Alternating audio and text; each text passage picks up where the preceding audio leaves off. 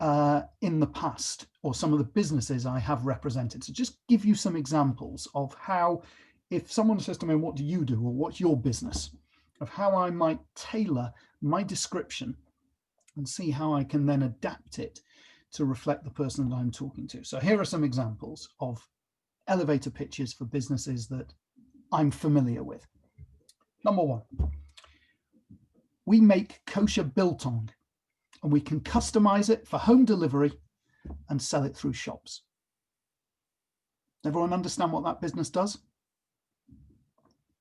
Okay, so that's an elevator pitch. That can be done, that's one sentence. And that might lead to an opening. Someone say, what's biltong? Or kosher biltong, I've never heard of that. Or I don't like biltong. Or, oh, my cousin is from South Africa and loves biltong. That's an opening. It's an open description. People don't like it, never mind. Go on to another conversation or change the subject.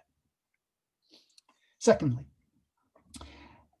our business provides digital technology which at sport events turns the flash interviews where people are interviewed before a perimeter board into a new revenue opportunity by allowing you to put a moving image or a brand image across the back of the interview board. Bit trickier, haven't refined that, but I hope it possibly explains it. Now that elevator pitch would be helped by having something visual. So you can explain it, but actually if you're on Zoom or something, put a picture up now of what you mean. Because a picture can be much, much more descriptive than anything else. That's why, just as a little parenthesis, when I do slide presentations, particularly on Zoom, I very rarely put words up on the slide. I use pictures because people can focus on a picture and it can tell a story. Next one. We're a firm of accountants who specialize in royalty audits for rights owners. So we can help you to ensure that you're receiving what you should from your licensees. We've earned tens of millions of pounds for our clients by doing these audits over the years. Simple, focused, aimed at a business that has rights. I wouldn't say any of that if that wasn't the right business. So firm of accountants, you might have different services. So just say, I'm an accountant, but listen, we're a firm that does X or does Y, because you've listened to the person. They might be interested in tax. They might not be interested at all if you're an accountant. But if you're selling that service, you might want to be able to just tailor it to what they do. Next, we provide customer relationship management software for charities, which allow them to have, just through one app on one piece of software, the ability to do emails, newsletters, fundraising, all in the same domain. Again, simple, one sentence, and again, it might open something, it might not. How I now describe my business. So this is after 6 months, it's not there yet. I advise companies in the leisure industry and the sports industry and charities on strategy, governance, leadership, business development, and crisis management. Not very exciting, but it puts it across. And then I've got 5 headings there. So if anybody's interested in any of those, I can say, if I'm in a conversation with somebody and they're in that industry, I'll say, yeah, I do a lot of work on governance. Is that anything you're thinking about at the moment? Or because I've got some relevant information, if you're a charity, I'll say, have you ever looked at the charity governance code? Is that something that you ever talk about at your trustees meetings? And then you start a conversation that might lead to a potential opportunity. So those are my examples of an elevator pitch. As I say, going back to it, it's a short, sharp description which tells a story about you or your business. So I would suggest that during the networking later or separately, just have a think. Can you describe you or your business in 1 or 2 sentences? Now, the reason I'm going to focus so much on 1 or 2 sentences is because if you're in a networking event, a real life networking event, or you're in a shul kiddush, or you're at a charity dinner, or wherever you might feel that you've got an opportunity to do business, it's loud. You've only got time really to get across 1 or 2 sentences. If you can't capture, somebody doesn't bite on 1 or 2 sentences, they're not going to bite at all. So you need to think about, when am I going to introduce this? They might ask you straight away. A networking event, someone might just come straight up to you and just say, and what do you do? So you've got to be ready. Or they might come up and say, hello, my name's Kim and I work for Work Avenue and I do X, Y, and Z. What do you do? It's very rare that you're in that situation. It is very, very rare. Most of the time you're in life, you're going about your daily business, you're meeting somebody for the first time, and you want to have a conversation that is about building a relationship. You have to be able to build a relationship before you can introduce your elevator pitch and to see how that's going to go. So think about all the skills that you have about building a relationship.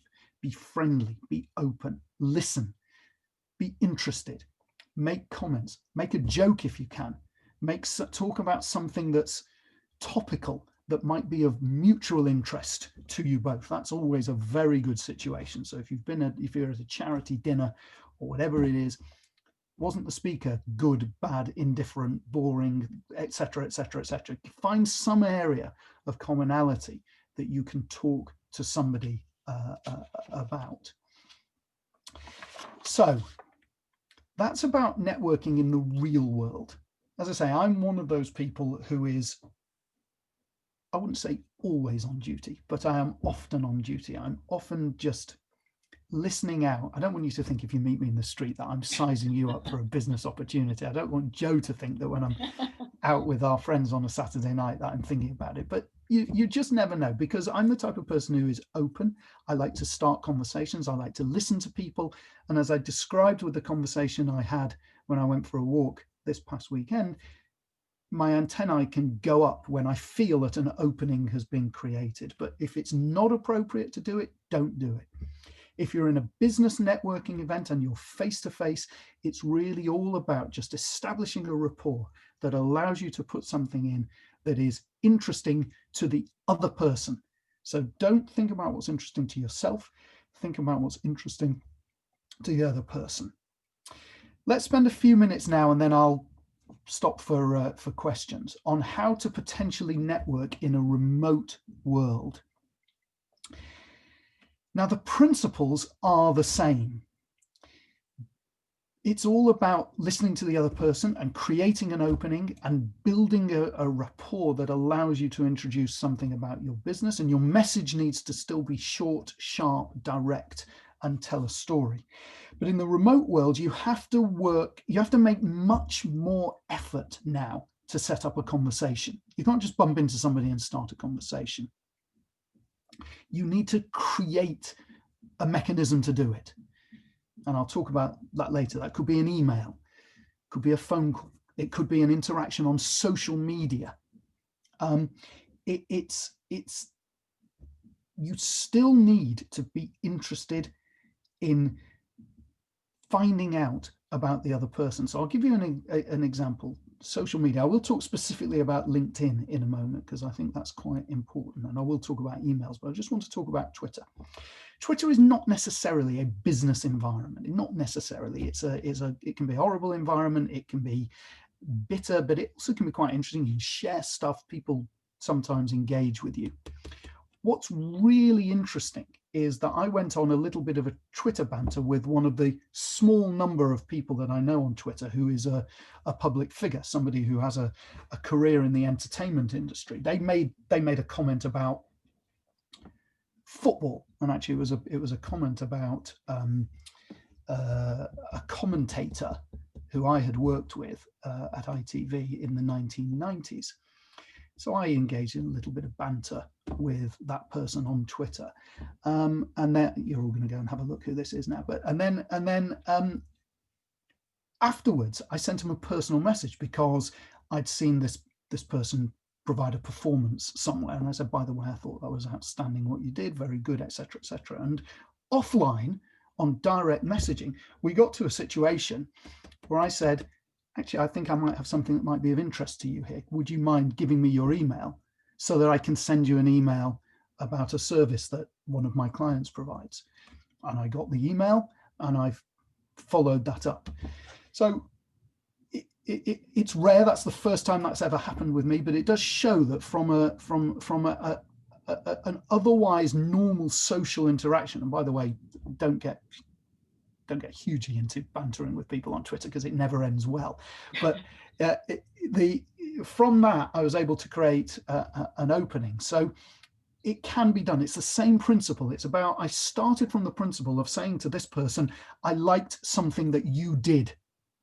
You did something very well. It was very good. And of course, people like to have their ego massaged, particularly if they're in the public eye, and that comes back. And then there's a softer environment to say, by the way, I think I have something interesting for you.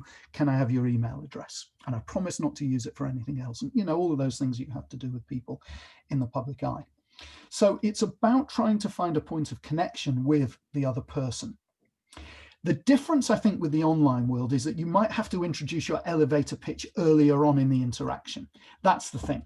If you're going to email somebody, if you remember, you're making a cold introduction to somebody, LinkedIn or wherever it might be, you might need to get to your elevator pitch earlier. Remember what I said in real life, hold your elevator pitch back until the right moment.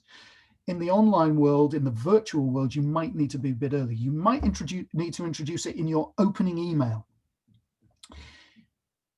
And therefore, because of that, if you're sending an introductory email, you probably do need to put your elevator pitch in. And therefore, my advice would be make sure that your elevator pitch can appear in the first screen before they scroll down. So dear Kim, lovely to have met you the other day. Next sentence, my business is involved in blah, blah, blah, blah, blah, blah, blah, blah, blah, blah, blah.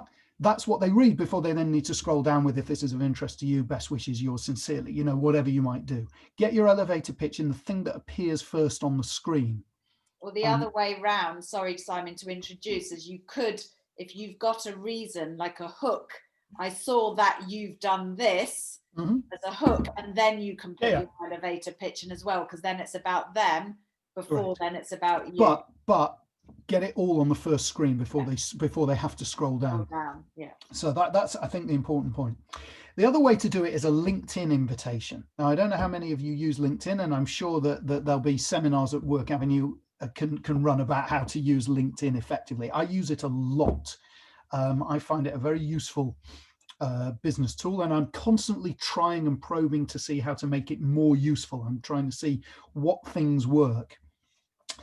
If you want to connect with somebody who is interesting to you, who you might think as a business lead on LinkedIn, remember, people get these invitations all the time. I get them all the time. And if somebody I know is just contacting me in order to pitch to me, I might end up ignoring it.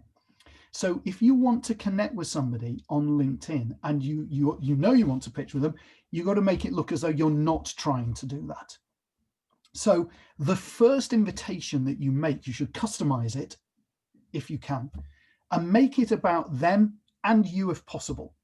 So I've been sending a couple of invitations to people to build my network in the last few days. And I've been saying something like this: I'm the chair of the Rugby Football League. I'm looking to connect with other leaders in the sport and leisure industry. That's it.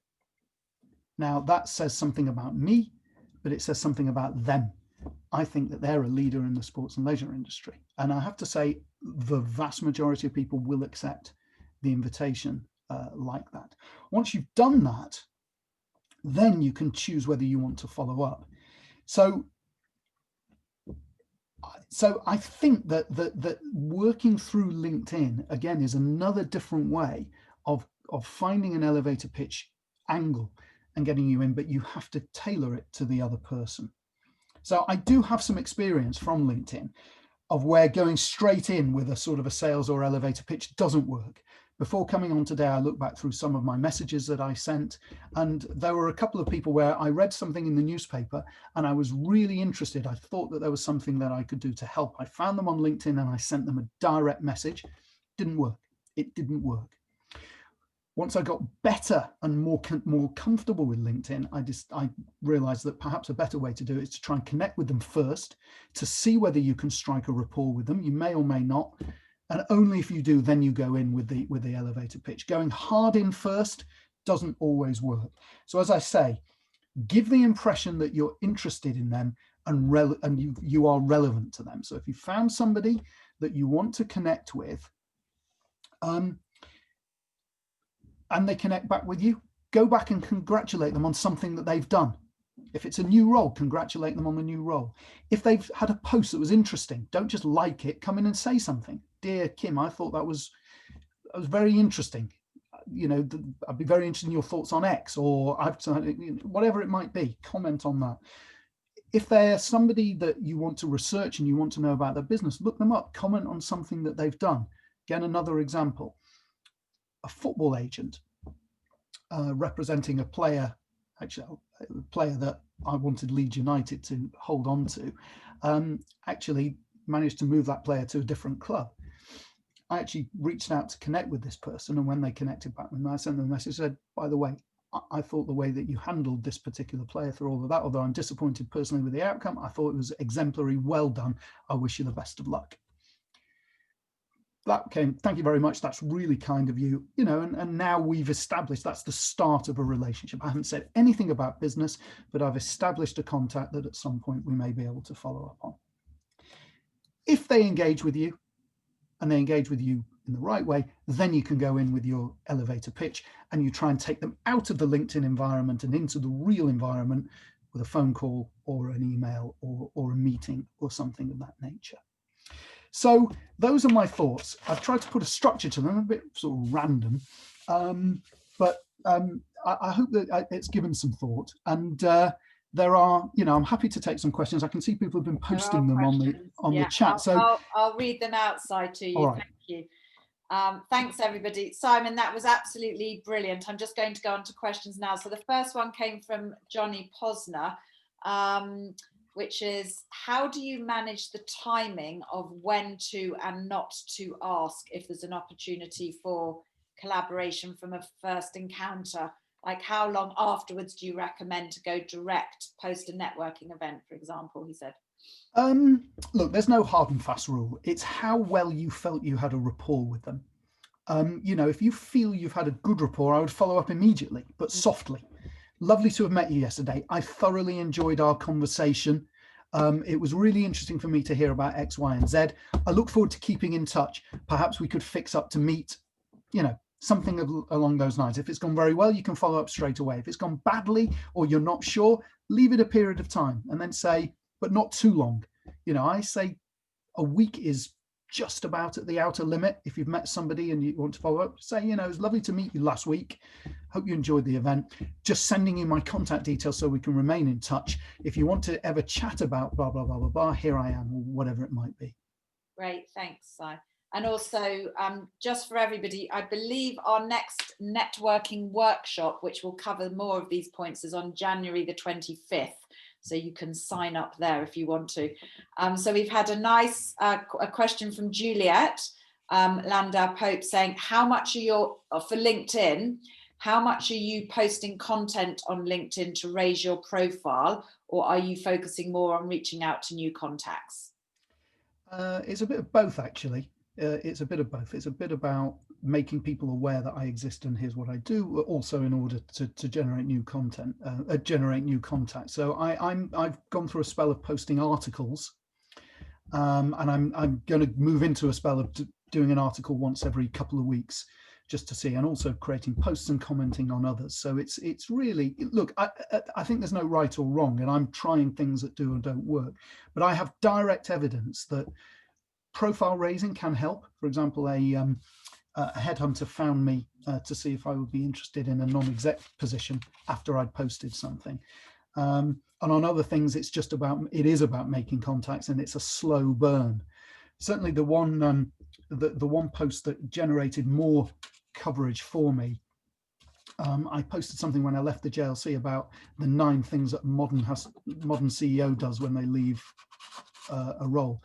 I got something like 60,000 views of that, you know, and you could see, I see from my searches that, you know, I was cropping up on people. So I thought, right, for a while, I tried to do humorous stuff with mixed results. So you just got to try. Thanks, Si. And then we have, Roger, I'll come back to your question, but Alexis said, at what point and how long after initial interactions, I guess, on LinkedIn, do you meet outside of LinkedIn? And there's no hard and fast rule because it's quite difficult. Lots of people like to keep it within LinkedIn. What I've done when people have tried to contact me is, who I think is interesting, I say, let's step out of LinkedIn. Here's my email address and let's go that way. For example, people will often say on LinkedIn, shall we meet for a coffee? How's next Wednesday? Well, I can't do that on LinkedIn because my diary is on Outlook. So when somebody gets to that position, take them out of the LinkedIn environment and into the real environment, and then set up a meeting. So it really just depends. You know, if you've got something good going on and you've got good interaction, give them your email address and your phone number and say, here's how we can be contacted. Would you like to meet up? Can I have your email address? And in fact, I mean that it's not as nice having coffee over Zoom, but it's certainly time efficient. So, you know, being able to do that on email, via email, and setting up is a great piece of advice. Thanks, Si. Okay, and Roger Levitt's question: do you have a preference between networking online and face-to-face? And when we get back to whatever is normal, how do you think the balance will settle down between online and offline networking? Well, I much prefer face-to-face. It's so much easier to build a relationship. You get quicker feedback. So it's much easier. I think when we go back to normal, I think there will still be a role for online marketing, because I think what's happened here is that people have got used to Zoom, Teams, LinkedIn, and so on. And I think they will still use it. So people are going to have to get the balance between moving between those two domains. I think what will happen when we're back to normal and we've all been vaccinated and we can all meet each other again, is I think your objective on LinkedIn will be to take them out of the LinkedIn environment and arrange to try and meet them face to face. That's going to be the challenge. At the moment, it's quite easy to just say, can we just have a Zoom conversation? Because they don't need to move from where they're currently sitting to do any of that. Once you need to actually meet them, you've got to motivate them to get up, go out, get on the tube, get in the car, sit down, pay some money to meet and chat to you. So you need to have built a relationship with them such that they're likely to accept that. Brilliant. Simon, you have been so generous with your time. I haven't got any other questions in the chat. Uri Berkovitz said the right thing. It's like dating. That is exactly the right thing. Yeah, it is. A very fine balance between interest, enthusiasm, and needy creepiness. Thank you, Uri. Yeah. So that's brilliant. Really, really appreciate that. No, it's a pleasure. Joe, if there are any other questions that we haven't answered, sorry, and people want to ask, I've got to drop off now because I really have got to stretch my legs. I'll send you a message, Simon. Yeah, maybe those could be sent to me outside this meeting with who sent them, and I'll reply to them. Is that all right? Because I'm going to drop off the call. If anybody wants to put a question in the chat, then I will very happily. And Simon, I don't know if you're willing to give your email address, but well, I tell you what's the easiest thing to do. I mean, I am, but just for this purpose, if you collate them all on an email, I'll reply to you, and then you send them back to everybody. No Is that all right? That's fantastic. I won't do it until tomorrow, if that's all right. Just looking at my Simon, thank you. I know Simon's got to leave now, but if everybody else could stay on, because we're now going to be we're going to actually be doing the networking, and you can put your chance to use your elevator pitch in these next parts of the event. So I'm going to stop the record on that.